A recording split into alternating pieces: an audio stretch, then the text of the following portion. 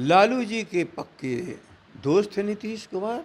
क्या आरसीपी उनके साथ सही कर रहा है या गलत?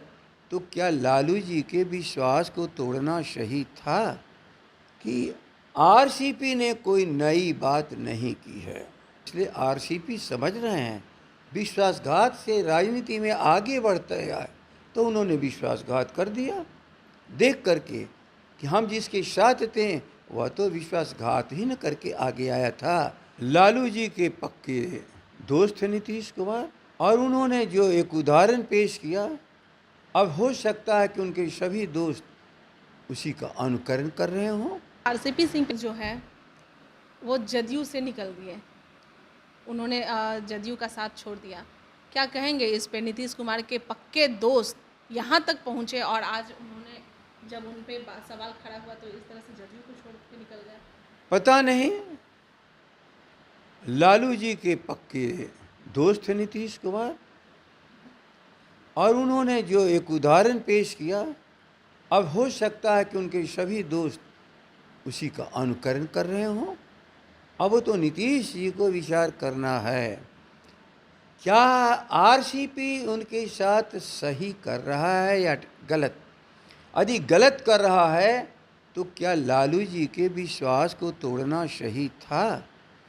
हर समय एक समय देता है अपने किए हुए कामों को आकलन करने के लिए, और यदि आज ये भूल है तो अपनी भूल पर भी पश्चाताप करना चाहिए।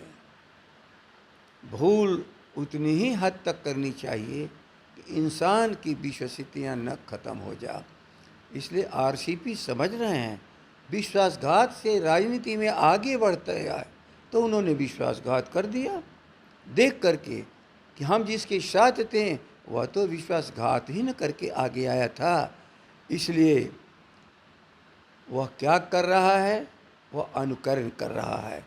नीतीश जी अपने हृदय पर हाथ दे करके सोचें कि हमने जो जीवन की भूल की है वह कभी एक राजनेता को ये भूल नहीं करनी चाहिए। यदि प्रायश्चित करने की बात है आरसीपी की, तो आगे बढ़ के प्रायश्चित नीतीश भाई को भी करना चाहिए। और क्या मैं बताऊं? प्रायश्चित करना चाहिए यानी कि लालू यादव जी के पास आकर बात करनी चाहिए, उन्हें माफ़ी मांगनी चाहिए। प्रायश्चित का तरीका उनको तय करना है, प्रायश्चित का तरीका उनको करना है तय। प्रायश्चित के लिए कोई दिशा निर्देश नहीं देता है। प्रायश्चित जब हृदय की उपज है, जब हृदय में प्रायश्चित की भावना उस अपने दोष से मुक्ति का जिस क्षण उनके किसी के मस्तिष्क में आता है, तो अपनी भूल को सुधार कर प्रायश्चित के तरीके क्या हो सकते हैं उसको मानना पड़ता है। किससे हाथ मिलाएंगे या नहीं मिलाएंगे उनका विषय है। हम जानते हैं, हमसे कोई पूछेगा तो मैं एक ही बात कहूँगा कि आरसीपी ने कोई नई बात नहीं की है। राजनीति में वो कार्य नहीं होना चाहिए था, लेकिन जब हुआ है तो उसका परिमार्जन एक है, अपने भूल का सुधार करना। और क्या भूल के तरीके सुधार के हो सकते हैं, वो क्या अवसर उसका आ सकता है, उस व्यक्ति को तलाशना काम है। हम कोई सलाह इसलिए नहीं दे सकते कि हम जब घटना घट रही थी उस ज़माने में जब हम लोग रोक नहीं पाए, तो आज हम किसी को क्या दिशा निर्देश दे सकते हैं? सर, जदयू कह रही है कि आरसीपी सिंह पार्टी में रहते हुए इतने धन अर्जित कर लिए हैं और पार्टी को यह पता ही नहीं है। क्या हो सकता है ऐसा? कौन सा चीज़? जदयू बोल रही है कि आरसीपी सिंह पार्टी में रहकर इतना सारा धन जो अर्जित किया है उसके बारे में जदयू को पता नहीं है, और जब उनसे हिसाब किताब मांगा गया तो वो जदयू। अब देखो, ऐसे विवादास्पद बातों पर मैं जल्दी बोलता नहीं हूँ, लेकिन एक बात है, जिस अफसर के पास सोना पकड़ा जा रहा है, नोट पकड़ा जा रहा है, उसकी गिनती करोड़ों में आ रही है, तो करोड़ उनको देने वाला सैकड़ों और हजारों करोड़ की कमाई का एक अंश देता है। ये सैकड़ों करोड़ हजारों करोड़ का मूल भ्रष्टाचार कहाँ है? यह सबको आकलन करना पड़ेगा। आरसीपी के पास जो कुछ सुन रहा हूँ, अखबारों में पढ़ रहा हूँ, तो हो सकता है 2, 4, 5, 10 करोड़ का हो सकता है।